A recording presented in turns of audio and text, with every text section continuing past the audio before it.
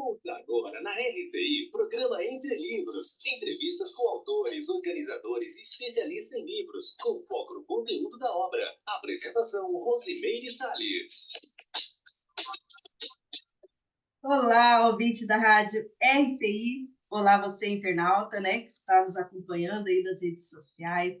O programa Entre Livros você já conhece, a gente está trazendo aqui informações, novidades, conteúdos das obras, né, mais esclarecimento. E hoje a gente vai estar abordando sobre uma obra que é o Projeciologia. É um tratado científico dessa ciência que a gente já vai saber, né, o que significa. E para falar sobre ela, a gente está aqui com o convidado Marcelo Silva. Ele é graduado em Ciências Econômicas, com especialização em Educação, mestrado em Administração e doutorado em Sociedade, Cultura e Fronteiras. Marcelo, seja muito bem-vindo ao nosso programa. Obrigado, Rose. Obrigado E pelo convite e a oportunidade. E essa obra, ela é de autoria de Valdo Vieira. Nós já trouxemos aqui várias obras dele, né? Ele é o precursor aí da Conscienciologia, foi a pessoa que lançou essas novas ciências, a Conscienciologia e a Projeciologia. E a primeira pergunta que eu faço para você, Marcelo, é justamente sobre isso, né? Projeciologia. Então, o que é essa ciência? Obrigado pela pergunta. É uma satisfação muito grande poder falar sobre a projeciologia, que é, vamos dizer, uma das obras balizares e hoje uma referência internacional até hoje, quando se pensa em estudar o fenômeno da experiência fora do corpo. O Tratado de Projeciologia, ele chama Projeciologia, Panorama das Experiências da Consciência fora do Corpo Humano. Ou seja, a ideia é trazer, o professor Valdo Vieira, quando fez a proposição dessa obra, que foi fruto de 19 anos de estudo, de pesquisa, dedicado de maneira sistemática que ele fez, de 1966 até 1985, e aí em 86 ele lança a primeira edição desse tratado científico, que é a projeciologia, que vem estruturar uma ciência para estudar o fenômeno que é conhecido como a projeção da consciência, em outras áreas de conhecimento, vamos conhecer como viagem astral, desdobramento, a experiência extracorpórea, a viagem espiritual, ou seja, é o fato da consciência, em alguns momentos, em algumas condições, ela poder se deslocar, sair desse corpo físico e vivenciar algo que é real. Então, todo esse tratado ele é baseado para sustentar uma hipótese, que é a chamada hipótese do corpo objetivo. Existem várias hipóteses, e esse livro ele vai discutir diversas delas, que procuram explicar esse fenômeno da saída fora do corpo. A hipótese do corpo objetivo é a que embasa a elaboração e esse panorama geral que o Tratado de Projeciologia vem trazer. Agora, é um livro muito interessante, é um livro técnico, é um livro de ciência, é um livro para quem quer estudar, para quem quer pesquisar, ou quem quer adquirir técnicas para aplicar em si mesmo e buscar ter essa experiência fora do corpo. Né? A própria abertura do livro, eu acho muito interessante, que eu tive a oportunidade de voltar a ele, né? Eu tive contato com ele em 1991, e aí voltar a ele para relembrar algumas coisas para fazermos esse nosso bate-papo. E o primeiro parágrafo da introdução, o professor Waldo já fala, olha, se você quer um livro para você somente passar um tempo, se distrair, esqueça, feche o livro e não continue com ele. Porque aqui é um livro de ciência, é um livro técnico, é um livro onde qualquer pessoa vai conseguir entender, mas ele traz as bases da fundamentação de uma ciência que é a mais importante, talvez, entre diversos fenômenos que a gente estuda, que é a experiência fora do corpo. Então, o livro ele é bem assim estruturado, bem técnico, científico, traz um conteúdo muito interessante. Eu gostaria de falar um pouquinho, se você me permite, da estrutura dele, para a pessoa que estiver nos vendo ou também nos ouvindo, poder ter uma ideia, visualizar mentalmente como que é esse livro. Hoje, o Projeciologia ele tem 10 edições. A primeira edição dele foi em 1986, foi uma edição gratuita, foram 5.000 exemplares que foram distribuídos gratuitamente para bibliotecas, universidades, institutos de pesquisa, para institutos parapsicológicos, ou seja, para diversas instituições para ter o livro e os intermissivistas, aquelas pessoas que se prepararam para estudar a si mesmo e a própria conscienciologia, acessarem esse livro ainda logo cedo, quando elas estiverem nesses ambientes. O livro ele possui 18 sessões, então ele está dividido como se fossem pequenos mini-livros, são 18 mini-livros que foram todos encadernados, e ao todo ele é dividido em 525 capítulos. E aí esses capítulos eles começam dando uma panorâmica sobre as bases científicas da projeciologia, e depois ele vai falar do impacto que isso gera na vida das pessoas, que é a abordagem filosófica, e seguir depois com técnicas, com as relações, como que o fenômeno decorre, o que a gente pode encontrar. Ele é fruto de 19 anos de trabalho do professor Valdo Vieira, e como eu falei, ele defende aí a hipótese do corpo objetivo. Ele criou também uma forma, né? O professor Valdo ele tinha uma organização mental muito grande, tudo ele colocava uma fórmula formal. Então, ele colocou uma fórmula formal para cada um desses capítulos, que ela segue em todos eles. Ele colocou 14 variáveis, e aí começa lá com a definição. Eu lembro que ele sempre falava que era muito importante, né? A gente vai estudar qualquer tema, defina, né? O que você está querendo dizer por esse tema que você está estudando. Então, começa com a definição, as sinonímias, descrição, aí vem relatos, casuísticas, as causas daquele fenômeno que ele estiver abordando, os efeitos e as consequências, mecanismos, características, enfim, até a referência bibliográfica. Ao final de cada um dos capítulos tem uma referência bibliográfica específica. Então, acho que isso dá uma ideia assim, abrangente do quanto que essa obra ela é técnica, ela é profunda e é uma referência internacional sobre a temática da experiência fora do corpo. Você falou aí das referências, eu acho que vale a pena também a gente ressaltar isso, né? Porque o professor Valdo ele se baseou na experiência pessoal, mas ele fez uma ampla pesquisa. Quer falar sobre isso? Viagens e tudo mais, para poder Sim. chegar nesse Na montante. própria introdução ele fala, né, ele traz 8, se não me engano, 8 aspectos que ele utilizou para basear. Então, desde as experiências pessoais dele, desde os 9 anos de idade, ele coloca lá no livro que ele tinha projeções, experiências fora do corpo anotadas e analisadas. Então, quando chegou em 1985, ele tinha mais de 1.100 experiências dele registradas e autoanalisadas. Essa foi uma das bases da pesquisa. A outra foi o contato com outros projetores, pessoas que também vivenciavam o fenômeno. Vale lembrar que em 1981 ele lançou o livro Projeções da Consciência, né? O Diário de Experiências Fora do Corpo, onde ele relata os 60 experimentos que ele teve na década de 70, principalmente no ano de 79. E aí, no livro, ele trazia lá um questionário. Você já teve a experiência fora do corpo? Você aplica uma técnica? É espontânea? Você já encontrou outras pessoas? Qual a melhor técnica? Já saiu da atmosfera do planeta? Fez uma exoprojeção? Então, ele trazia uma série de perguntas, as pessoas respondiam e mandavam para a caixa postal dele. Essa também foi uma outra fonte de pesquisa. As viagens internacionais com as principais instituições que estudavam e debatiam o fenômeno na época, nesses 19 anos que ele estudou e compilou esses dados. Uma bibliografia internacional da projeciologia vastíssima, que envolve 1907 referências que ele coloca ao final do livro, na remissão, a referência internacional da projeciologia. Hoje tem muito mais bibliografia, mas naquela época ele reuniu 1907 referências que ele estudou, rabiscou, anotou, de diversos idiomas, culturas, épocas, linhas de pensamento, para ele poder fazer, de fato, um panorama abrangente, uma cosmovisão sobre esse fenômeno ao longo da história da humanidade, até chegar ao ponto de se propor uma ciência. Além disso, ele teve debates frequentes, à medida que ele ia escrevendo, e era uma tônica na conduta do professor Valdo, ele ia escrevendo, já ia publicando, já ia divulgando o conteúdo que ele estava pesquisando, ainda na época do Centro da Consciência Contínua, que foi uma pré-instituição antes do IIP, debates que ocorriam em São Paulo, Rio, Ribeirão Preto, em outros estados do Brasil, e depois debates também com a fundação do IIP. Então, ele reuniu assim, várias fontes de pesquisa para poder chegar nesse material e mostrar que assim, é um panorama de muita exaustividade de estudo, né? Vale dizer que é um tratado, né? Um calhamaço. Eu estou aqui com a qual edição? Eu estou com a quarta, tá? Na quarta edição são 1.248 páginas. Exato. Então, é muita informação condensada, né, Marcelo? É E muito. aqui ele inaugura a estilística dele de colocar uma palavra que sintetiza aquele parágrafo, né? Perfeito, Até exato. então, ninguém nunca tinha feito isso, né? É. E aí isso é muito bom, porque já dá uma ideia quando a pessoa vê, né, que é o apostilhamento do texto, qual é a ideia principal, qual é a linha, o fio do raciocínio que ele está colocando ali. E o texto vem todo apostilhado, ajuda a gente a compreender melhor essa obra, né, ter uma visão assim mais profunda do que ele quis dizer. Porque uma obra, a gente tem que lembrar que a obra é o autor depois que ele não está mais aqui com a gente, né? Ele vai dialogar com cada pessoa que tiver contato com ele. E quem leu Projeciologia vai ver bem a personalidade do professor Valdo, a sistematização, a rigorosidade, a exaustividade, o detalhismo em tudo que ele faz, as abordagens singulares que ele coloca de mostrar como que o fenômeno da projeção é tão importante e fundamental e como que até então não existiu uma ciência na história da humanidade. Só foi lançado em 1986.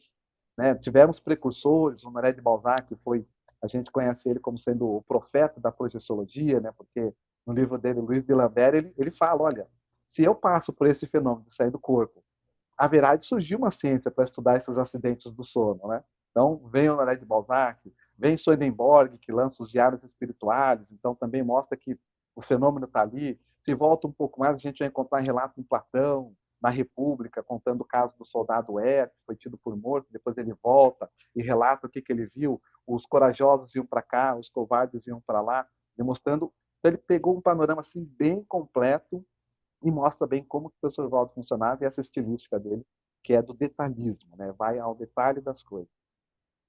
E aí, vamos falar um pouquinho, né, assim, do conteúdo em si. Ele dividiu o livro em partes, né? E Exato. aí, dentro de cada sessão, não sei se a gente chama de parte ou de sessão, São ele sessões. traz uma série de capítulos sobre aquele assunto, né? Uhum. Então, não sei nem por onde que a gente pode começar aqui, Vamos mas começar pelo primeiro. as bases científicas da Conscienciologia, aqui ele já cria as bases, né? Exato. Então, você vê, o primeiro capítulo, ele abre dando as bases científicas da Conscienciologia, ele começa discutindo o que é ciência. Né? De onde que nasce a ciência, a projeciologia? Como que ela se fundamenta? Então, se a gente for olhar ao longo da história, a gente vai ver que o próprio fenômeno da projeção consciente, ele existe na humanidade desde que o homem é homem, a mulher é mulher, como ele gostava de falar, né? Desde o princípio da humanidade. A gente tem registros desde pinturas rupestres, ou seja, mostrando bem para trás da antiguidade, em uma sociedade bem primitiva, até o Antigo Egito, nós estamos falando já de 5 mil anos, com as iniciações, o desenho do Ka, que era um pássaro com a cabeça do faraó, que representava o duplo, né, que é o psicossoma, esse corpo emocional com o qual a gente sai do corpo, passa por um período onde tem lá Platão trazendo relatos, vai ter o Plutarco de Quirionésia também falando, tem vários relatos nesse período, até a gente chegar no período em que as pessoas começam a esconder o fenômeno. Então, a gente vem da antiguidade, que é um período que ele retrata, passamos pelo esotérico com S, que aí tem as perseguições das pessoas que viviam fenômenos, que eram as bruxas ou os feiticeiros, ou seja, elas eram estigmatizadas, então se escondia o fenômeno. Vai chegar um período que começa a ter uma abertura, aparece Swedenborg, Silvan Mudon, pessoas começam a trazer os seus relatos projetivos até chegar no período laboratorial que a gente vive hoje. Então, a projeciologia em si, ele começa a caracterizar e falar assim, olha, existe então a ciência psicologia, da psicologia deriva para a psicologia, da parapsicologia derivaria inicialmente a projeciologia, como sendo uma parapsicologia projetiva. Com o advento da conscienciologia, a hora que ele propõe a conscienciologia, ele fala a projeciologia ela é mais adstrita à conscienciologia, que é a ciência que estuda a consciência. Estuda a consciência com abordagem integral, entendendo que ela tem vários corpos, atua em várias dimensões, tem várias vidas, tem uma vida energética, existe a cosmoética. Então, ele traz as bases científicas para mostrar do tipo de construção de conhecimento que existe hoje na nossa sociedade, a ciência é o menos pior para estudar a consciência, porque ela possibilita questionar, ela possibilita surgir a dúvida, a renovação dos conhecimentos, a refutação, e aí ele constrói mostrando que a ciência, a projeciologia é uma ciência heterodoxa, não é uma ciência fisicalista, materialista, newtoniana, como são as ciências ortodoxas, mas ela se usa de hipóteses, teorias, laboratórios, técnicas para poder explicar um fenômeno super complexo e todas as suas consequências. Então ele abre o livro já trazendo essa visão e ele fecha esse período, Rose, que eu gosto muito, tem até um verbete, né, que nos assiste, talvez conheça também a enciclopédia do trabalho, um verbete que chama Cronologia da Projeciologia. Esse verbete está mais atualizado. Então, ele vem trazendo toda essa história, desde lá do homem primitivo, até a gente chegar no período laboratorial, na década de 60, que nós temos lá o Charles Start, um ícone, né, das pesquisas laboratoriais. O Charles Start, ele estudou uma projetora que ele deu o codinome de Mizé. Para ela achava que sair do corpo era normal, todo mundo fazia aquilo, não era. Ele era um estudante de psicologia na Universidade Americana e ele estudou então os estados fisiológicos, estado do eletroencefalograma, os movimentos oculares, a tensão basal, enfim, o eletrocardiograma. Qual é o estado fisiológico de uma pessoa que está vivenciando essa experiência fora do corpo? Então ele abre um período laboratorial onde vários pesquisadores começaram a estudar a experiência fora do corpo, os relatos de EQM, experiência de quase morte, e a gente vem com nesse trajeto todo da história fundamentar uma ciência que é a projeciologia a partir desse tratado do professor Valdo Vieira. Então, na filosofia se diz assim, todo grande pensador ele enxerga o mundo a partir dos ombros dos gigantes. Né? O professor Valdo, você conhece essa frase, né? Então, é da antiguidade, quando ele diz isso. Daí vem da antiguidade. Ele olhou a partir dos ombros de todos que o precederam e fez um apanhado, um panorama geral do que tem de bom, do melhor, criticando também o que era bobeira, por exemplo, período esotérico que era fechado. Ah, você não pode relatar o seu fenômeno, senão você vai perder. Isso era uma forma das pessoas manterem o poder, né? Elas manipulavam os outros, e não tem problema nenhum. Você pode falar os seus fenômenos, você pode relatar, você pode escrever um livro sobre projeção, que você não vai perder esse fenômeno, porque é um fenômeno natural. Sair do corpo é natural, é fisiológico. Todos nós, de certa maneira, fazemos isso. O que nós precisamos é qualificar a nossa lucidez e a utilidade dessa experiência. E é isso que o Tratado de Projeciologia também vem trazendo. Então, ele abre com essa visão das bases científicas e traz esse pioneirismo de uma ciência para estudar o fenômeno da projeção. Muito bem, a gente está aqui no momento do nosso intervalo. Pessoal, vocês fiquem antenados, porque a gente vai levar 1 minutinho só e já estaremos de volta. Programa Entre Livros. Apresentação, Rosimeire Salles. Voltamos a apresentar Programa Entre Livros. Apresentação, Rosimeire Salles. Programa Entre Livros, entrevistando hoje Marcelo Silva sobre o Tratado Projeciologia de Valdo Vieira. E nós estávamos já apresentando aqui o conteúdo da obra. E aí, né, Marcelo, ele começa a falar das relações da projeciologia. Como que a projeciologia se relaciona com outras áreas do conhecimento, com outras especialidades, não é isso? Uhum. Essa interdisciplinaridade, né, que hoje é mais falada dentro da ciência, a multidisciplinaridade, a projeciologia ela impacta várias áreas do conhecimento, né? Desde as pesquisas laboratoriais, a relação da projeção com a medicina, como que funciona, qual o estado fisiológico da pessoa que está projetando, qual o padrão de onda cerebral de quem está vivenciando, qual a diferença desse padrão com outros padrões já identificados, do sonho, da alucinação, do devaneio, ou seja, de outros estados alterados da consciência. Como que a projeção deflagra para as pessoas que nós temos, para além da nossa sociedade humana, nós temos uma sociedade extrafísica. Sabe aquele ente que já morreu, que o corpo dele, na verdade, morreu, porque a consciência não morre, aquele que virou uma consciência extrafísica? Nós vamos reencontrar essas pessoas. E vamos reencontrar pessoas de longa data de afeto que a gente hoje nem recobre. Então, há uma relação da projeciologia com a sociologia. Nós temos a sociedade humana e nós temos a sociedade extrafísica. Da própria filosofia, né? Ele tem um capítulo que ele só aborda as abordagens, ele traz as abordagens filosóficas. Qual é o estilo de vida que a pessoa tem? Quando uma pessoa passa pela projeção consciente, ela sai do corpo com lucidez, com autoconsciência, sabe o que está acontecendo, o primeiro impacto é identificar que ela não morre, que o que vai morrer é o corpo físico. Quais são as derivações dessa vivência? O que ela pode mudar na vida dela, enquanto ser humano, enquanto consciência, enquanto ser social, enquanto uma pessoa que se relaciona com outras? Por que ela está nessa família? Então ela começa a fazer aquelas questões básicas, de onde eu vim, para onde eu vou, o que eu faço aqui, e isso mexe com o processo da abordagem filosófica, né? E assim ele estabelece várias relações com a psicologia, com a antropologia, com a física, com a astronáutica. Imagina, eu lembro que naquele período laboratorial foram feitas algumas pesquisas com um projetor, se não me engano, foi com o Ingo Swann, que ele fazia a clarividência viajoura, aí você me corrige se não foi, talvez possa estar trocando, mas ele fazia a clarividência viajoura e ele via, e ele fez desenho, ele era um pintor também, ele desenhou Júpiter antes das sondas chegarem lá, e levou certas características que depois foram confirmadas. Então você vê, é uma relação da projeciologia com a astrofísica, a astronáutica, né? E assim ele vai traçando várias relações, inclusive mostrando que a projeção consciente, ou a ciência da projeciologia, ela estuda a projeção do ser humano, então existe uma projeção humana, existe a projeção do pré-humano, a projeção do animal, e existe a projeção energética do vegetal. Então ela estuda tanto as projeções do ser humano com energéticas, com psicossoma, mental soma, e também desses outros princípios em evolução. Então ele abre campos que, se pegar um campo desse, vai uma vida de estudo.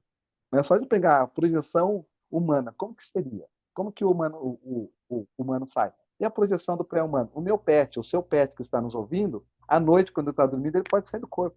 E você, estando lúcido, pode ver ele fora do corpo, interagir com ele. Mas como que é isso? Ele tem autoconsciência? Ele lembra disso? Como que funciona? Isso é um campo de ciência que ainda tem muita coisa para se estudar, só nessa relação, por exemplo, da projeção do pré-humano, né? Então, é muito interessante essas relações, porque ela é muito interdisciplinar. Ela impacta a vida do sujeito e a maneira dele ver o mundo. Agora, uma das sessões aqui que ele tem mais capítulos são os fenômenos da projeciologia, né? Porque a gente pensa, projeção é saída do corpo. Ok, tá, mas não é só isso, são N tipos de fenômeno, não é isso? Exatamente. Então, você veja, a projeção é a saída da experiência fora do corpo e ela se baseia numa parte bem singular que é a descoincidência. Descoincidir é quando nós desencaixamos esses corpos. E a descoincidência, ela começa com uma base anterior que é o entorpecimento e o relaxamento. Então, à medida que a pessoa relaxa, ela vai tendo a soltura energética, a soltura energética pode se ampliar, o psicossoma sair, e ela tem inclusive uma paraprojeção que é do mental soma. O mental soma sair, o psicossoma ficar vazio. O mental soma é o corpo das ideias, é o corpo mais avançado que nós temos. Aí, antes disso, nós podemos viver uma série de fenômenos que passam por essa descoincidência. Então, ele abre um capítulo que ele vai discorrer sobre esses fenômenos, que ocorrem tanto no período da vigília física, em descoincidência, e muito mais facilmente, de maneira mais profunda, quando nós estamos fora do corpo. Aí começa a clarividência, que é muito comum, as pessoas têm mais contato com esse tema, né? Ah, fulano é clarividente, fulano é vidente. Então é um fenômeno que é comum, que depende dessa ativação de uns chakras, do chakra do frontochakra e outros, e a descoincidência principalmente. Tem o sonho, eu vivia muito, quando era criança, que tinha projeção desde criança também, sonhos premonitivos, que é a chamada pré-cognição. Depois que eu conheci a projeciologia, eu entendi que o que eu vivia eram projeções pré-cognitivas, semiconsciente, que depois misturavam com sonho e eu lembrava e aquilo ocorria de fato. Entende? Então, um fenômeno que é muito comum que as pessoas vivem é falar assim, não, eu sonho com as coisas, e tem gente que chega aos nossos estudos com isso. Eu quero parar de sonhar com as coisas porque eu sonho e acontece. E eu Aí a não pessoa consigo. acha que é ela que promoveu, né? Gera uma confusão na cabeça da pessoa, porque ela acha de fato que ela promoveu aquilo. Ela não passa da hipótese, não passa pela cabeça dela, até por desconhecimento, que ela acessou as probabilidades de ocorrência, que é a pré-cognição. Que ela não é um destino fixo, mas é uma tendência a. Isso pode ocorrer ou pode mudar de acordo com a mudança das pessoas. Então ele começa a trazer diversos fenômenos. A autobilocação, quando nós temos do corpo e olhamos o próprio corpo. Então a pessoa ela está de psicossoma e ela vê o corpo físico dela deitado. Isso é muito impactante. Nós tivemos esse final de semana um curso chamado ECP3, que é o curso de extensão em Conscienciologia e Projeciologia 3. Eu passei por esse fenômeno. Durante um dos campos bioenergéticos, pela manhã, eu saí do corpo e eu estava olhando as pessoas, as consciências extrafísicas estavam no auditório, de repente eu virei assim, eu vi meu corpo deitado, vi os colegas epicons que estavam lá também. Então, esse é um fenômeno que muitas pessoas vivenciam, e quando elas vivenciam, elas têm muitas pessoas são tomadas por pavor. Elas voltam pelo susto delas verem, mas como que meu corpo está lá e eu estou aqui pensando, raciocinando, mantendo memória, associação de ideias, o juízo crítico. Então, é um fenômeno também comum de ocorrer. A cosmoconsciência, que é estudada desde o Oriente, diversas linhas de conhecimento falam sobre isso, o Samadhi, o Satori, ou a expansão de consciência, né? A consciência cósmica é um fenômeno também que pode ocorrer. O dejaísmo projetivo, sabe aquele fenômeno, você que está nos ouvindo, que você começa a acontecer uma situação e você fala assim, mas espera aí, eu já vi isso daqui. Então você tem a sensação do déjà vu, o já ter visto. E aí você sabe quem vai falar na sequência, o que vai falar, se alguém vai entrar e vai abrir a porta e tudo aquilo ocorre simultaneamente. Esse é um fenômeno que tem a ver com a projeção. Então é o dejaísmo projetivo, como é chamado. Outros fenômenos que ele fala, da meia materialização, a exteriorização da psicomotricidade, da motricidade. Esse fenômeno foi estudado, onde o projetor ele expande a sensação de motricidade dele e eles, à distância, então, cutucavam com agulha ou com temperaturas diferentes e ele tinha reação no corpo físico, mostrando e evidenciando essa base energética e também do psicossoma. A retrocognição, que é muito propalada no cinema, em livros, as pessoas ouvem falar e muitos buscam, né? Ah, eu quero lembrar quem eu fui no passado. Será que eu fui um rei? Será que eu fui uma rainha? Será que eu fui um grande líder? Notícia. Você Cleópatra e Napoleão. Cleópatra e Napoleão deve ter assim milhares deles, né? Que todo mundo foi um pouco.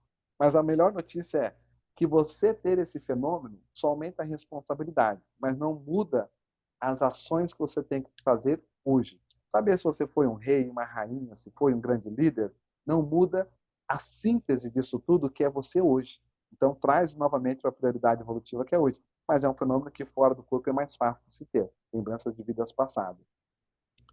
E aí, assim, ele traz um capítulo que são mais de 54 fenômenos que ele apresenta, poltergeist projetivo, pneumatofonia, Pneumatofonia, gente, é um fenômeno de voz audível. Independe da pessoa ser clareaudiente, ter essa sensibilidade de ouvir as outras dimensões, a energia ela materializa um som, né? E aí as pessoas elas ouvem independente de. A própria clarividência viajoura, a visão panorâmica. Visão panorâmica, junto com o fenômeno da EQM, que é a experiência de quase morte, é como se fosse uma síntese. E é muito comum de ocorrer com essas pessoas que passam por essa sensação limítrofe à vida, né? Que o corpo está quase morrendo, ela é tida por morta por alguns minutos ou às vezes até alguns por horas e volta. E elas relatam ter uma visão que vai lá do início da vida até o momento que ela está, como se fossem quadros muito rápidos, muito vívidos, e ela ressente algumas coisas. Isso gera um impacto muito profundo. Imagine todos nós, sem passarmos por uma experiência de quase morte, podemos vivenciar uma visão panorâmica de tudo que a gente fez até hoje, de meio século de vida. E você poder repensar e viver aquilo e tirar uma síntese. O que, que você faria diferente hoje, a partir dessas experiências todas? Então, é um fenômeno que ele é muito, muito, muito impactante, né? O fenômeno de poltergeist, enfim, esse capítulo é um dos capítulos que as pessoas mais gostam, né? Porque traz assim muitas coisas que ocorrem no dia a dia, não são nominadas pelas pessoas que não conhecem, não estudam, mas que elas vivenciam. E a hora que elas estão neles, falam assim: ah, eu já passei por isso. Ah, eu já vivenciei isso. Ah, eu já tive tal fenômeno. Ela começa a dar Casa nome mal assombrada. a casa mal assombrada. Então ela fala: ah, então isso é o fenômeno do poltergeist. Eu já vi objetos se movimentar na minha casa. Ah, é o fenômeno da telecinesia. Então é quando a energia se identifica de tal forma que ela gera um efeito físico, telecinésico. O objeto se movimenta ou levanta, muito explorado naquele período das mesas girantes. Então as mesas se comunicavam, os raps projetivos. Tem alguém aí? Faz um som ou duas batidas. Tem, não tem. Então, são fenômenos que ocorrem a partir dessa descoincidência, dessa soltura energética e também desencadeados a partir da experiência fora do corpo. Então, esse capítulo é um capítulo muito rico e indicado para todos que queiram entender mais a si mesmo, lerem e estudarem esse capítulo dos fenômenos, né? E aí você começou a falar aí da descoincidência, mas ele tem uma sessão inteira sobre os estados alterados da consciência, né? Que entra a descoincidência aí, né? E foi muito importante, fundamental a sessão, porque quando se fala das hipóteses sobre projeção consciente, muitos alegavam naquela época que a projeção era um estado alterado de consciência corriqueiro como os já conhecidos. Ah, é um devaneio, então a pessoa devaneou e ela acha que esteve fora do corpo. Outros falavam, não, é uma alucinação, é efeito de alucinógenos, mas a projeção não ocorre somente no uso de alucinógenos, somos totalmente contra o uso de alucinógenos, qualquer tipo de droga para induzir a projeção, porque a pessoa induz isso a partir da própria vontade, de técnicas de relaxamento, vai ter um capítulo de técnica, daqui a pouco a gente vai falar um pouco sobre isso, mas então existiam outros estados alterados já conhecidos que se associavam às pesquisas e falaram, não, isso é o que deriva, de onde deriva a projeção. E ele então procurou trazer, que são os chamados estados xenofrênicos, estados estranhos da mente. Muitos desses estados, eles decorrem de fato, como você falou, da descoincidência. A pessoa descoincidiu um pouco, ela começa a perder um pouco mais das sensações físicas e entrar na dimensão energética e na dimensão extrafísica. Então ela pode perder um pouco da orientação física, ela pode perder um pouco do tato, ela começa a perder um pouco da temporalidade, como a gente tem aqui. Então, esses estados alterados, eles ocorrem até como etapas da projeção. A pessoa sente que ela está entorpecendo, aí depois ela sente que ela está entrando no balonamento, aí ela vai sentir que ela pode sair do corpo e começar a sonhar. E no meio do sonho, ela começar a questionar o que está ocorrendo e mudar. Sair desse estado alterado, que é conhecido como sonho, fruto do nosso cérebro imaginativo, para uma projeção consciente, onde a pessoa, então, aquelas imagens oníricas desaparecem e ela identifica onde que ela está, com quem ela está, o que ela está fazendo. Ela toma decisões, se ela quer voltar, se ela quer voltar para o corpo, se ela quer visitar um parente. Então, ele faz tanto os paralelos com esses estados alterados da consciência, como a distinção, para mostrar que a projeção consciente não é um sonho, a projeção consciente não é um devaneio, a projeção consciente não é uma alucinação, a projeção consciente não é um pesadelo, são todos estados alterados que são distintos da projeção. Porque a projeção consciente, a pessoa está lúcida, como nós estamos agora, nós sabemos onde nós estamos, sobre o que nós estamos falando, temos uma noção temporal, a pessoa vivencia todos esses atributos e outros, só que num corpo mais sutil, que é o psicossoma, ou do próprio mental soma. Então, esse capítulo ele ajuda a pessoa também a fazer uma autoanálise. As pessoas podem, muitas vezes, se projetarem, estarem lúcidas, voltarem para o corpo e sonharem. que aí é um estado alterado da consciência. E aí mistura o sonho com a projeção. E quando ela lembra, ela fala assim, não, mas o carro estava voando, mas um carro não voa. Agora a gente até tem carro voador, né? Já está legalizado, já tem, daqui a pouco a gente vai ver em grande escala por aí. Mas ela vê que tinha uma coisa que era onírica, mas tem coisas que não, que eram bem reais, ela estava consciente, ela usava o juízo crítico, o discernimento. Então, com esse capítulo, a pessoa aprende a filtrar isso, para separar o que é sonho, o que é pesadelo, o que é alucinação, o que é um devaneio, do que de fato é um conteúdo de uma projeção consciente. E aí, para a gente sair do corpo, a gente precisa usar um outro veículo que não é o corpo físico, não é isso? Então, como que... Aí ele traz uma sessão aqui falando dos veículos de manifestação da consciência. Você vê que ele começa trazendo a visão da estruturação científica, ele vai crescendo e começa, ó, te apresento que você tem vários corpos, que é essa seção dos veículos de manifestação, porque é uma primeira identificação básica que qualquer pessoa que tem uma projeção lúcida passa, é ela perceber que ela não é um corpo humano. Então você que está nos ouvindo, vai nos ouvir ou vai nos assistir, você não é esse corpo humano. Esse corpo humano ele é temporário. Ele é apenas um veículo de manifestação da sua consciência. A sua consciência é mais do que o corpo e é mais do que a energia. Então ele começa a mostrar que nós temos o corpo humano, que é um processo fisiológico, vem lá da união do espermatozoide com o óvulo, que gera o embrião, começa todo o processo de mitose, meiose, vem as especializações das células, vem lá o feto e vem o nascituro. Temos um corpo biológico que a gente conhece bem, tem a ciência da medicina, tem a neurologia, tem uma série de ciências que exploram esse veículo. Mas nós temos um corpo a mais, que é o corpo energético, que inicialmente eles davam só o nome de holochakra, né? Depois, nas escritas, na própria forma dele redigir, ele trouxe uma visão mais completa, que é o energossoma, o soma, o corpo das energias. Então, ali, e desde o início, ele já fala, olha, eu vou propor vários termos novos para poder explicar essa nova ciência. Né? Então, ele criou os neologismos. Então, soma é uma palavra grega que quer dizer corpo. Então, nós temos o corpo biológico, que é o soma. Depois tem o energossoma, que é o corpo das energias. E ele é composto pelos chakras, pelos microchakras, os chakras principais, o coronário, o frontochakra, o laringochakra, que é da comunicação, e assim vai. Mas todos os sistemas de comunicação que vêm, os meridianos, os nadis, os microchakras. Aí vem o psicossoma, o soma das emoções, quer dizer, o corpo das emoções, que é esse duplo parecido com o nosso, com o qual a gente vivencia essa experiência fora do corpo. E tem o mental soma, que é o corpo das ideias, que é o veículo mais avançado, mais próximo da consciência. Então ele apresenta isso que a consciência vai passar a vivenciar com a experiência fora do corpo. E mostra como que eles se interligam. Porque naquela época do período esotérico, que as pessoas colocavam medo, elas falavam, olha, você não pode ir muito longe, que você pode não voltar. Alguém pode entrar no seu corpo se você sair do corpo.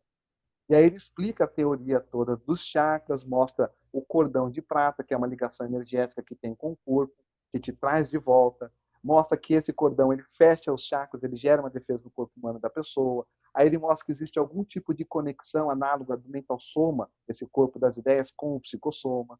Mostra que essas energias estão conectadas em todas as nossas células do energossoma e que o domínio dessa energia, através da técnica do estado vibracional, é que vai ser uma das técnicas fundamentais para o pessoal sair do corpo. Então, ela identifica que tem esses vários corpos e como que ela pode desencaixar, né, descoincidir esses veículos a partir daí.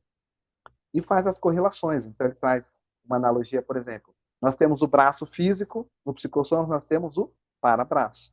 Nós temos a perna, temos a para-perna, tem a cabeça, tem a para-cabeça, para as pessoas terem uma correlação desse duplo, que é o psicossoma.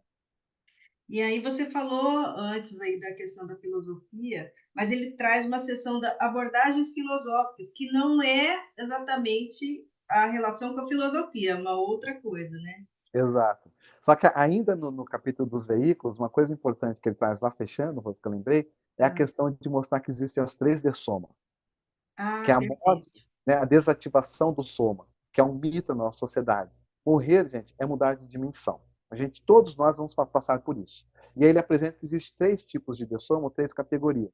A primeira dessoma, que é a morte do corpo biológico, vai chegar uma hora que essa máquina vai desativar, a consciência ela continua e leva resquícios desse energossoma, desse holochakra. Tem consciências que vão passar pelo que ele chamou, ou colocou a teoria da segunda dessoma, que é o descarte dessas energias mais densas que conectavam com o nosso corpo físico. Essas consciências vão ascender ou vão acessar as comunidades extrafísicas mais evoluídas. Então tem a segunda dessoma. Elas começam a ter mais lucidez e vão voltar para cá talvez com mais soltura e facilidade até de sair do corpo. E tem uma terceira dessoma, que é um patamar evoluído avançado, que é o descarte então do psicossoma.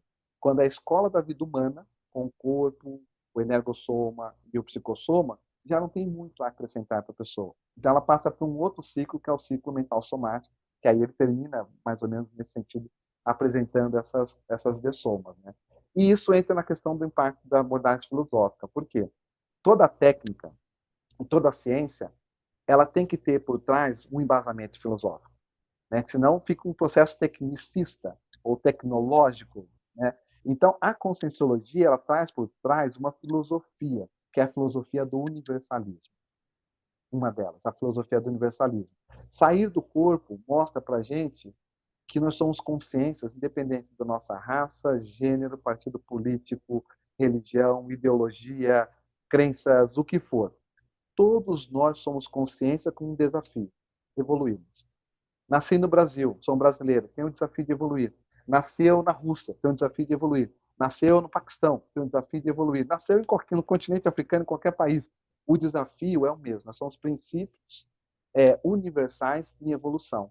E isso tira a gente desse bairrismo, do partidarismo, da visão pequena, do nacionalismo. A pessoa fora do corpo, ela vê que tem a humanidade, mas existe algo muito maior, que é a para-humanidade, que é muito, muito, muito mais abrangente. E isso amplia a visão de mundo das pessoas. Então, a filosofia do universalismo é uma das bases que vem junto com a projeciologia e a conscienciologia. A base filosófica da projeciologia é o universalismo em si. Né?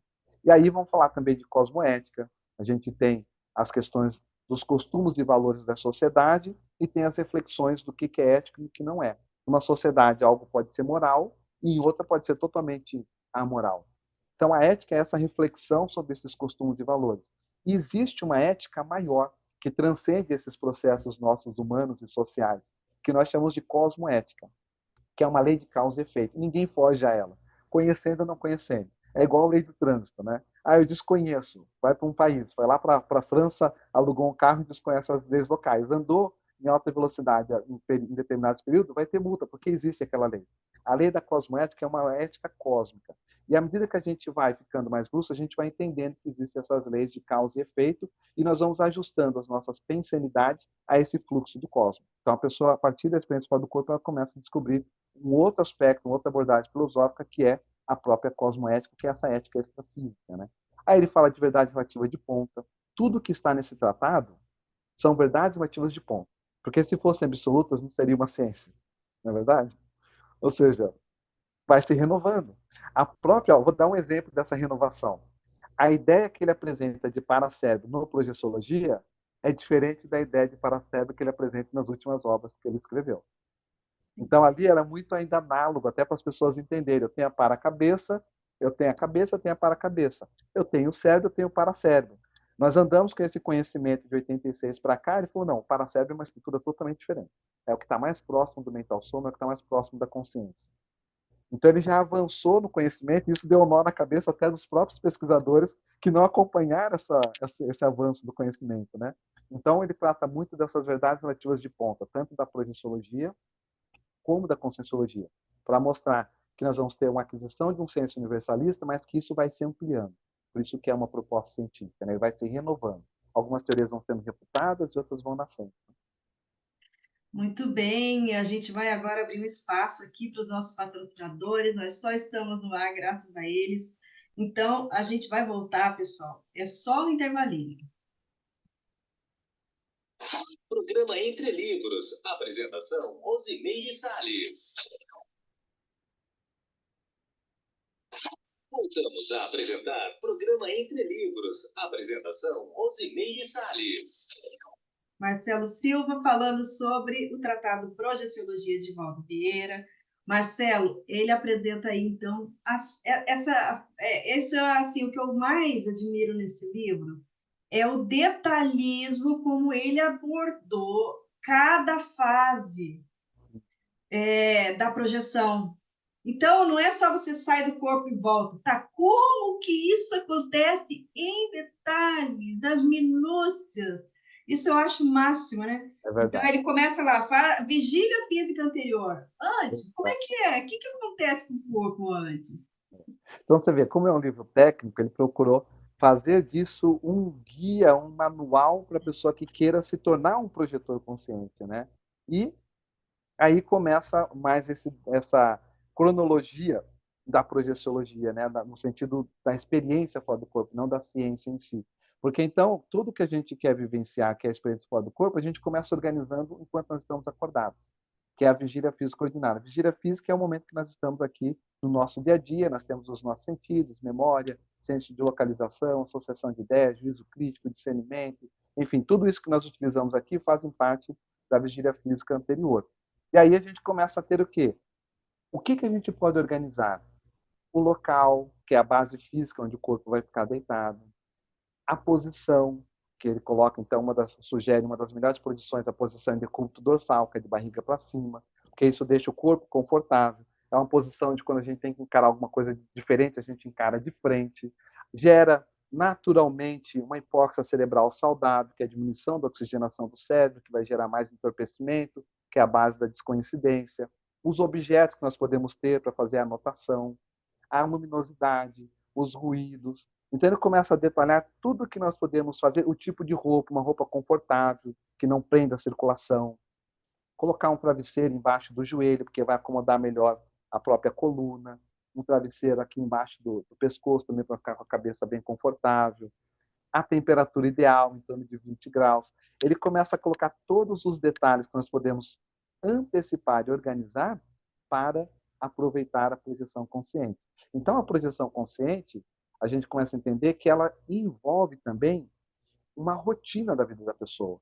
Ela tem que desacelerar um pouco, ela tem que começar a pensar mais sobre o tema, saturar, fazer leitura a respeito da temática, registrar todo tipo de sonho que ela tem, para valorizar as memórias e conseguir puxar, às vezes, da mistura de projeção-sonho, o que foi projeção.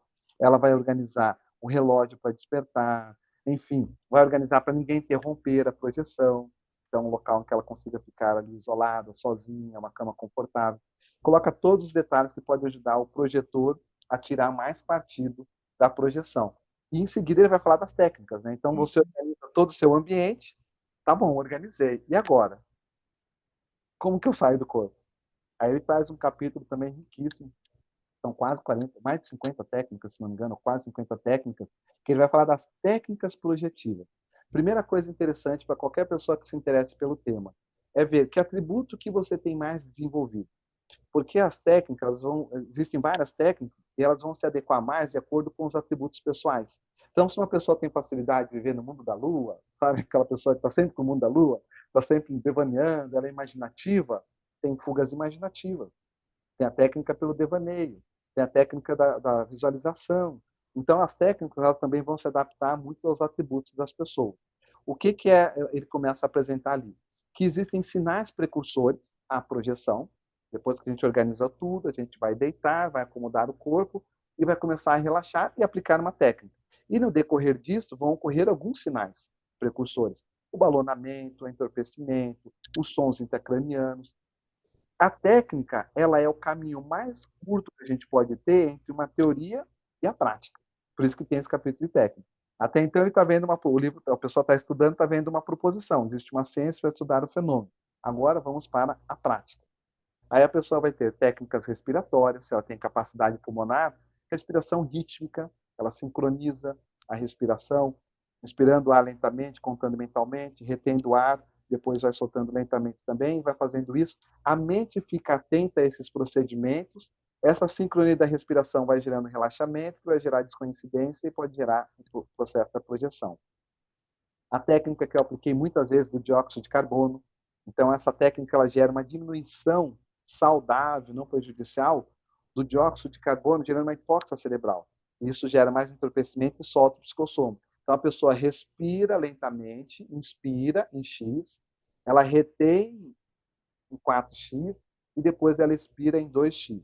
E ela vai fazendo essas subidas, aumentando. Então, se ela expira contando até 6, ela vai reter 4 vezes isso, depois vai soltar em 2 vezes esse tempo. O cérebro fica ali atento e o corpo vai relaxando e a energia vai soltando. E quando vê, a pessoa começa a ter os sinais precursores. ela tem um banho de energia, tem um som dentro da cabeça que é o som intracraniano, ela começa a se sentir alongando, começa a entrar no balonamento, e aí tem diferentes tipos de técnica. Técnica do fator projecional, né? A pessoa quer muito, muito fazer alguma coisa. Ela quer muito, muito chegar e ver a Lua mais próxima ou ir até a Lua, a não ser pelo telescópio dela. Então ela coloca como um fator, um alvo mental, que é uma técnica também. É o fator projecional e ao mesmo tempo é a técnica do alvo mental. Quando eu sair do corpo, eu vou visitar a Lua. Técnica da saturação mental. Você repete durante a sua vigília física ordinária. Essa noite eu vou sair do corpo com lucidez e vou rememorar. Essa noite eu vou... E você vai repetindo, vai repetindo. Vai saturando a sua mente com isso. Chega uma hora que a pessoa sai do corpo. Tem algumas técnicas que são mais drásticas, né? A pessoa tentou todas essas que são mais light e outras que estão aqui no capítulo e ela ainda não conseguiu. Técnica do jejum. Então ela vai fazer um jejum, vai se abster de comer, tomar só água, não adianta tomar sopa, só água, durante, ou líquidos, né? Durante 3 dias. E esse processo vai gerar, além da perda de peso, vai gerar um certo enfraquecimento do corpo. O primeiro dia é o mais assim que o corpo ele mostra quanto que ele exige da gente. No segundo dia, muitas vezes as pessoas têm uma certa dor de cabeça. Depois daquilo passa qualquer mal-estar, fome, cansaço, a pessoa fica com muito mais disposição. E aí é a hora que ela vai dormir pensando naquele prato de comida saboroso que está na geladeira. Então, a consciência dela, com essa vontade, com esse fator projecional, acaba se projetando em direção à geladeira e aí é a hora que ela toma conta do fenômeno e sai. Então, é uma técnica também que eu já utilizei, né? Já tive essas sensações todas, e é muito interessante como vem esse ciclo. Né? A pessoa faz um jejum intermitente, de 3 dias praticamente, e depois ela vai voltar lentamente a se alimentar, né? Para não dar nenhum impacto. Né? Não vai sair de uma técnica de 3 dias de jejum e comer uma feijoada. Né? No churrasco. Então, é demais a técnica. Bom, e aí a pessoa então sai do corpo. Não, primeiro ela é o Ela processo da começou... saída em si, né? É a próxima fase. Exato. Então, a pessoa começou a aplicar a técnica, ela vai passar por essas sensações. Eu, quando era criança, Rosa, a primeira vez assim, que eu me peguei num estado de catalepsia projetiva, que é uma dessas sensações da fase da esterilização, na hora que a pessoa está saindo, eu chamei da coisa. Porque a catalepsia projetiva é um estado em que a pessoa não consegue se mexer, é um estado de rigidez do corpo físico. Isso decorre da soltura energética, dessa descoincidência do psicossoma, e chega num ponto que a pessoa ela está consciente, mas ela já perdeu o comando do corpo físico. O seu corpo continua com as suas funções autônomas, o seu sistema simpático parasimpático funcionando. O coração continua batendo, a respiração, a temperatura, tudo continua funcionando. Mas a pessoa deixa de sentir. Então ela se encontra num estado em que ela não está totalmente fora, mas ela não está dentro do corpo coincidida. E ela, então, se sente sem condições de se mover. Quando eu vivi isso, meu irmão estava deitado do meu lado, eu pensava assim, eu vou fazer bastante força para mover meu braço e tocar nele para ele me balançar e eu sair desse estado. Então, é muito comum, muitas pessoas chegam aos cursos de Conscienciologia com medo desse fenômeno. Isso só demonstra para você que você já está nessa transição, está mais fora do corpo do que dentro. O que você faz nesse estado transicional? Pensa em ir até a porta, atender alguém, pensa em subir e voar até o teto, pensa em ir até alguém que você gosta muito, que está distante. A tendência é o quê? Essa sua vontade de fazer com que termine de sair do corpo físico. Então, nesse período, a pessoa vai passar por esses sinais precursores, ela vai ter a aura projetiva, que ela começa a sentir que a energia dela está mais solta, como se ela tivesse com uma roupa larga, e aí tem alguns fenômenos que ocorrem, às vezes uma sinalética, uma tontura, então ela sente como se ela estivesse caindo, ela está deitada, ela tem a sensação de pequena queda. O balonamento, que é esse inflar, ficando como se fosse um balão. Eu lembro que quando eu era criança eu falava isso para minha avó, ela falava assim, não, é que você está crescendo, faz parte do crescimento. Porque eu me sentia tanto inflando como esticando, né, que é a elongação do psicossoma.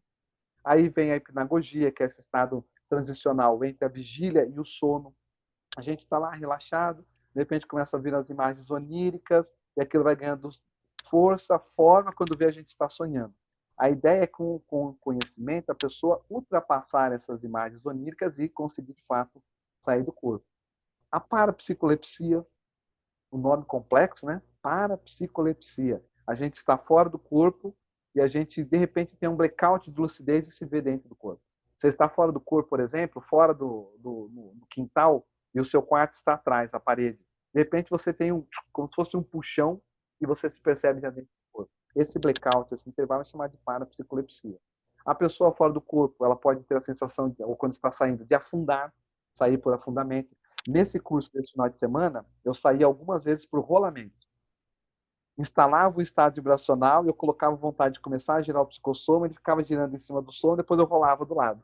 Aí eu saía rolando, levantava, lastreado com energia, me sentindo pesado, me afastava do corpo, daqui a pouco sentia um pouco mais da leveza. Então ele começa a entrar em todo o detalhe de o que a pessoa pode vivenciar. Por que é importante? A pessoa sabendo, ela perde o medo. Ela fala, então essa sensação de mobilidade é a catalepsia que ele falou. Então está tudo tranquilo, vou continuar tranquilo, vou pensar agora em rolar, em flutuar, em ir até a porta. Ela usa as técnicas para prosseguir com o período extrafísico, né, que é a tendência à etapa seguinte. Né? Agora, então, Marcela, a gente está aqui com pouco tempo para a gente encerrar. Eu pensei da gente fazer o seguinte, falar um pouquinho assim do período extrafísico. Tá, saiu. E aí, o que que acontece, né? E o que que acontece na volta? E aí eu Exato. acho que a gente consegue encerrar Juntar. aí uns Perfeito. 8 minutos. Tá ótimo. Então, assim, quando a gente sai do corpo, a gente vai identificar que o corpo do psicossoma é diferente do corpo físico. Então, existe a questão de a gente ficar lúcido. Então, tem uma escala que ele propõe de lucidez da consciência. A consciência pode sair do corpo com 20, 40, 60% de lucidez, 80% de lucidez, 100% ou mesmo a cosmoconsciência, que aí ultrapassa tudo isso. A pessoa precisa se orientar. Então, eu, como projetor, que tenho essa experiência há muito tempo, eu sempre procuro referências. Onde que eu estou? É uma placa da rua? É uma praça? É a cor de uma casa? É um outdoor? Ela procurar essa orientação fora do corpo. Aí ela vai identificar as consciências extrafísicas que nós temos, amparadores, consciências lúcidas que nos assistem. Existem consciências para quem falta prioridade evolutiva, falta lucidez, falta cosmoética, nós chamamos de assediadores. Ela vai identificar que existem as comunidades extrafísicas, ou seja, que existem ambientes que mudam de nível evolutivo. Tem aquele que é mais alterado, mais degradado, tem aquele que é mais de tratamento, as comunidades extrafísicas de tratamento, os para-hospitais. Tem aquele que já são mais avançados, onde tem consciências mais lúcidas, um ambiente harmônico, não dá para pensar mal fora do corpo. Ela vai identificar que existem as técnicas assistenciais, que um dos grandes motivos para sair do corpo é a gente fazer assistência, para além da autopesquisa, de estudar a gente, de ter essa autocomprovação de que o corpo físico é só um veículo, a gente se predispor a fazer assistência. Ela vai começar a ver que o psicossoma existem consciências fora do corpo que estão alteradas, estão ainda fixadas num trauma da última vida que ela teve, são consciências inabordáveis. Ver que em determinados locais os amparadores sugerem, não pense sobre isso, porque ali aquele é um problema daquelas consciências. Se você pensar, você imanta os seus pensamentos naquele ambiente. Ela vai identificar que às vezes a gente vai assistir mais tendo a nossa lucidez um pouco reduzida, porque a gente vai estar com muita energia. É um paradoxo, né? Existem as leis da projeciologia, um dos paradoxos que surge é esse. Então ela vai começar a ver que existe uma vastidão no universo que ela pode vivenciar a partir de sair do corpo, até ela chegar no ponto em que ela vai retornar. É muito importante a gente criar o hábito fora do corpo de fixar alguns pontos chaves. E eu uso como técnica, eu vou organizando a experiência. Eu vi uma casa verde, aí depois daquilo eu passei numa praça. Aí na praça eu encontrei fulano. E isso depois vira o fio da meada. Porque ao retornar para o corpo, é indicado que a pessoa procure não se mover, repasse mentalmente, procure lembrar qualquer fragmento que ela tem de memória, repasse mentalmente, porque quando a gente encaixa, esse encaixe do psicossoma com psicossoma, às vezes gera um lapso da memória. Então a gente repassa, repassa, repassa, por mais que assim, não, está tudo bem claro na minha cabeça. Repassa tudo, se levanta e já anota. Aí é o retorno à base física, à interiorização, a questão de anotar em si, de fazer os registros, as consequências que vêm a partir daí, ou seja, as abordagens de mudança de vida, a pessoa começar a pensar, então, qual é a orientação de vida que ela tem, o que ela quer fazer da própria vida. Né? Então, ela começa a ter consequências dessa vivência com a multidimensionalidade. Ela vai perceber que existem formas de fazer assistência, existe um processo chamado desassédio, que isso ela vai trazer para o dia a dia, para a vida dela, fazer o desassédio aqui, o desassédio fora do corpo. Ela vai ver que algumas assistências são mais consoladoras, outras são mais esclarecedoras, então ela vai identificar que existem atalhos, E ela começa a ter, a partir da própria vivência fora do corpo, uma série de neoconhecimentos, né, de neossaberes, que vão impactar a vida da pessoa no dia a dia. E essa pessoa não vai ser mais a mesma. Ela vai identificar, por exemplo, que existe um problema. A pessoa, se ela não procurar estudar, o desenvolvimento da projeção consciente se dá através da autopesquisa, do estudo, da sistematização, da aquisição de conhecimento e de aplicação de técnica. Se ela não faz isso, muitas vezes ela pode virar um projetor deslumbrado. Aquela pessoa que é o fenômeno pelo fenômeno. Ela até vivencia, você vê pelo relato da pessoa que é um fenômeno. Mas você pergunta, o que mudou em você? Que ideia que você mudou? Você fez alguma reconciliação? Você mudou alguma perspectiva de vida? Algum valor extrafísico que você trouxe para o seu dia a dia, para a sua vida? Não passa pela cabeça da pessoa. Então, essa pessoa às vezes tem que tomar um impacto para falar, olha, a projeção ela tem uma finalidade. É o começo do princípio, do início da ruptura dessas barreiras, da restrição da lucidez a caminho da escala da consciência contínua. E sair do corpo vai mostrar para ela que existe patamares evolutivos, existe o serenão, uma consciência altamente evoluída, existe consciências que são os evoluciólogos, que coordenam evolução de grupo, tem essa cosmovisão, tem essa cosmoética para fazer isso. Existem consciências que já atuam perdendo menos lucidez, os teleguiados, quando vêm para cá, a semiconsciência. Então, ela vai descobrir que existe um patamar evolutivo e vai falar, aonde que eu estou nessa escala evolutiva? A conscienciologia nasce disso tudo. Porque aí ela vai entender que existe uma ciência que estuda a consciência e para ela sair desse patamar ela precisa ser autopesquisadora, fazer reciclagens, e aí começa um outro universo que é a ciência e a conscienciologia para esse nosso ouvinte ou telespectador encarar como desafio. Marcelo, para a gente fazer aqui o encerramento, eu queria ver se tem alguma mensagem, alguma palavra final que você queira deixar aqui para o pessoal que está acompanhando a gente. Encare o desafio de ser pesquisador de você mesmo. A projeciologia é uma das especialidades da conscienciologia e é uma especialidade que vai te abrir um universo. A sua vida, a partir dela, não será a mesma. Você terá a oportunidade de reciclar a si mesmo, ser mais assistencial, impactar a vida de outras pessoas e ser o que nós chamamos uma mini peça lúcida dentro de um maxi mecanismo evolutivo, multidimensional e interassistencial. Esse é o convite que a Conscienciologia e a Projeciologia faz para você que está nos acessando, que vai acessar essa nossa conversa. Marcelo, muitíssimo obrigada, então, por estar aqui conosco, dividindo essa experiência aí. Acho que a gente deu para ter uma boa noção dessa ciência, né? O tratado é enorme, são 1.200 páginas, então, para a gente falar em 1 hora é praticamente impossível, mas eu acho que deu uma panorâmica, né? Então, dá para o pessoal ter um gostinho aí. Quem tiver interesse, o livro está disponível, né? No shopcons.com.br ou aqui no CAEC, na livraria aqui do CAEC, na Epígrafe. Exato. Marcelo, agradecemos então, tá bom? Tá E a bom, você muito também, obrigado. a você também que esteve aí conosco. Sábado que vem tem mais.